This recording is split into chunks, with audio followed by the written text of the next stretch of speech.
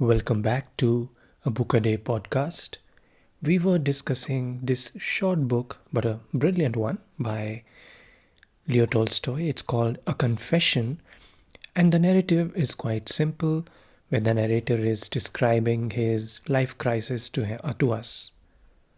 He tells us how he gave up faith very early in his life, then he went on to enjoy certain pleasures during his youth, becomes a writer, becomes a part of intellectual circles, goes on to get married, and when the existential crisis arrives for him, he turns to philosophy, he turns to religions, but finds no answers.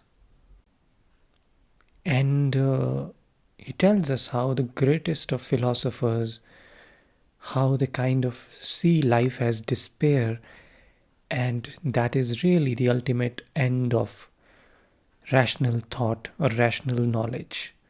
When you perceive these life questions or pursue these questions to the end, you find that life is nothing but a source of suffering.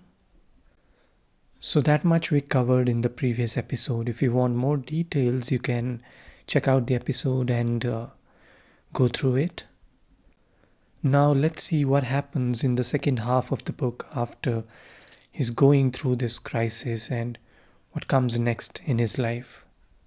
So he says on one side he saw the rational knowledge which didn't offer any meaning, which made a lot of sense to the intellect but didn't give any meaning.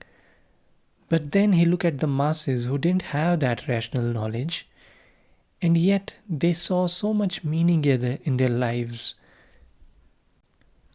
The entire mankind went on about their business without worrying too much about these questions. Some of them even claimed to have the answers. So how could this be, these two things, which seems almost contradictory? Because you would assume that people who have the privilege of accessing the knowledge and all the rational human thought, they would be in a position to find the answers to these questions. But they are not. They seem clueless or they seem to be in despair. Whereas the other humanity, which is not carrying that rational thought, doesn't have access to that kind of knowledge, that seems pretty happy. So, how is that? And that itself made him suffer to some extent. And he writes in one of the passages, he says, "My position was terrible. I knew I could find nothing along the path of reasonable knowledge except a denial of life, and therein faith was nothing but a denial of reason, which was yet more impossible for me than a denial of life. From rational knowledge, it appeared that life is an evil. People know this, and it is in their power to end life. Yet they lived and still live, and myself, I live, though I have long known that life is senseless and an evil. By faith, it appears that in order to understand the meaning of life, I must renounce my reason, the very thing for which alone a meaning is required." So that kind of trouble, at least intellectually, he was going through, that when he has reason, he doesn't have meaning. When he finds meaning without any reason, he thinks there's no reason. He has to abandon the reason. And that also kind of doesn't make sense at all. So that's the contradiction I'm talking about. And that's the contradiction that was bothering him at that time. So at that point, he told himself that maybe the way I'm looking at masses and I'm thinking that they don't have access to any rational knowledge, maybe they do. It's just that I'm not able to see that. Could it be that? Could it be that they are smarter than what I assume them to be? Could it be that they have some kind of access to knowledge or wisdom that the intellectuals don't have? What do these common people have? What does faith give them? What kind of knowledge, what kind of wisdom it gives them? Does it give them reason? So those were the kind of questions he pursued next. And then he reflects on this and finds that because our existence in this life is finite, unless we map it onto something infinite, we are not going to find meaning in the true sense. Because to find true meaning, we need to believe that our existence has meaning beyond these limited time and space that we have been offered. We matter. And in order to do that, we need to map it onto the infinite, which is where the conception of God comes in, and which is what the faith or religions do very well. They map your limited human life onto the infinite, and that gives you meaning. On the other hand, science or rational thought doesn't do that. It maps rather, the finite life onto the finite knowledge, finite conception, and no meaning can come out of it. The only way to find meaning is to map your existence onto something infinite, which is where faith takes you, which is towards a God. So now he says that he was ready to accept any faith, and it did not matter which kind of faith he was attracted to it. He thought that only in faith can he find the meaning. And he turned to different faiths and eventually starts following a doctrine, starts following a religion, which was Christianity in his case. He was also brought up with Christian values, so that kind of made sense. But as he participated more in religious rituals, he understood one really interesting thing. He found that there is a lot of dogmatism in religion, and he tried to make sense of it. And what he understood was that there were rich people, the elites, in their lives, dogmatism or all these superstitions or traditions of religion, they didn't matter. They didn't make any sense. But on the other hand, when he looked at the lives of the poor people, the peasants, that faith was required. That genuine faith was required. Otherwise, their lives would have fallen apart. They genuinely had to hold on to the faith. Otherwise, there was no hope for them. On the other hand, people who were living a life of luxury, they could do without the traditions, they could do without faith, they could just pretend on a very superficial level to be religious and did not have to indulge on all the dogmatisms, dogmas, or superstitions. But the real religion, the real dogmas, the real essence of religion, that was meant for the people who were living it, living a hard life rather. Because in their case, the beliefs did not conflict with their actions. In case of privileged people, the beliefs and actions were going in opposite directions. The beliefs were somewhat dogmatic, the beliefs were full of superstitions, but their actions were very rational, smart. On the other hand, for poor people, it was very much consistent. But even then, the fundamental questions, such as that of God, whether God exists, that remained in him. For example, there is this kind of internal monologue that he's doing in his mind, and I'll read it to you, and you'll get clarity on how he was wrestling with these questions. Very well, there is no God, said I to myself. There is no one who is not my imagination but a reality like my whole life. He does not exist, and no miracles can prove his existence, because the miracles would be my imagination, besides being irrational. But my perception of God, of him whom I seek, I asked myself, where has that perception come from? And again, at this thought, the glad waves of life rose within me. All that was around me came to life and received a meaning. But my joy did not last long. The mind continued its work. The conception of God is not God, said I to myself. The conception is what takes place within me. The conception of God is something I can evoke or I can refrain from evoking in myself. That is not what I seek. I seek that without which there can be no life. And again, all around me and within me began to die, and again I wish to kill myself. So he's going through these real struggling questions, and at some point he says a voice comes within me, and he wonders that probably this is him, this is God, this is the same God without which one cannot live. And he wonders if to know God and to live is one and the same thing. God itself is life.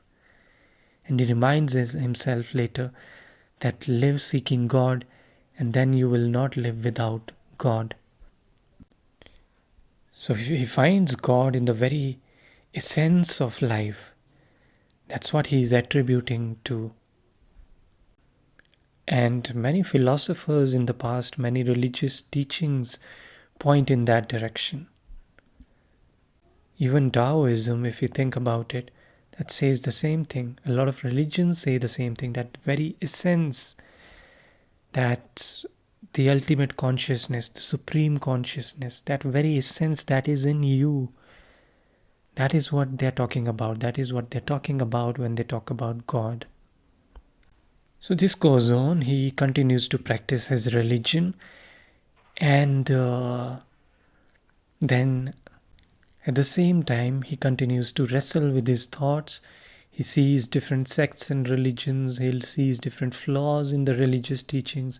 It goes on, and ultimately that's how it ends. But on the last page you find that he mentions something very interesting. He says that all this I've written so far, I've written 3 years ago, and now I just want to add something to it because a few days ago I saw a dream and it told me something. And that dream part is very important because that dream kind of unconsciously unravels all the teaching that he has learned, and kind of gives meaning to what he was seeking in a very abstract way. But I'm sure you will get the idea what the dream is trying to tell him. I'll also discuss it once I describe it for you. Let me read it from the book, what the dream was showing him. He say that I saw that I was lying on a bed. I was neither comfortable nor uncomfortable. I was lying on my back. But I began to consider how and on what I was lying, a question which had not till then occurred to me. And observing my bed, I saw I was lying on a plated string supports attached to its sides. My feet were resting on one such support, my calves on another, and my legs felt uncomfortable. I seemed to know that those supports were movable, and with a movement of my foot, I pushed away the furthest of them at my feet. It seemed to me that it would be more comfortable so, but I pushed it away too far and wished to reach it again with my foot. And that movement caused the next support under my calves to slip away also, so that my legs hung in the air. I made a movement with my whole body to adjust myself, fully convinced that I could do so at once.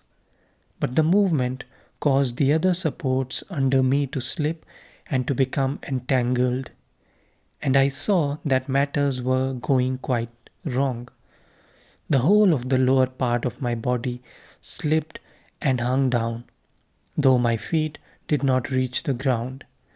I was holding on only by the upper part of my back, and not only did it become uncomfortable, but I was even frightened. And then only did I ask myself about something that had not before occurred to me. I asked myself, where am I and what am I lying on? And I began to look around.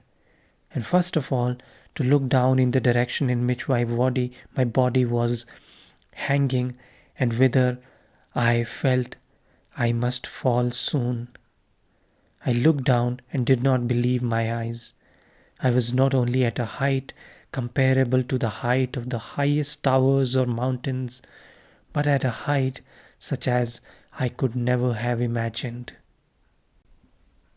So far you can see the dream is pretty much talking about his own life confusions earlier when he was lying and was quite okay until he did not start observing what was around him, until the critical mind did not come in. It was okay.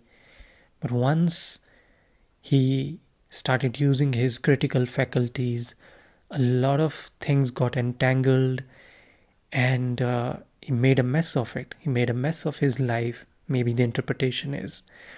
And then when he looks down, when he asks himself, where am I and what am I lying on, then he sees he is pretty much at the abyss. That's the philosophical question and philosophical answer. Probably the dream is talking about that when he rationally inquired the meaning of life, what is the point of life, and the meaning is full of suffering, full of despair. Then you see the other part of the dream. I'll continue reading, and then you'll understand the connections with the God and with the faith as well. It goes, I could not even make out whether I saw anything there below, in that bottomless abyss over which I was hanging, and whither I was being drawn. My heart contracted, and I experienced horror. To look thither was terrible. If I looked thither, I felt that I should at once slip from the last support and perish, and I did not look. But not to look was still worse, for I thought of what would happen to me directly I fell from the last support, and I felt that from fear I was losing my last supports, and that my back was slowly slipping lower and lower. Another moment, and I should drop off.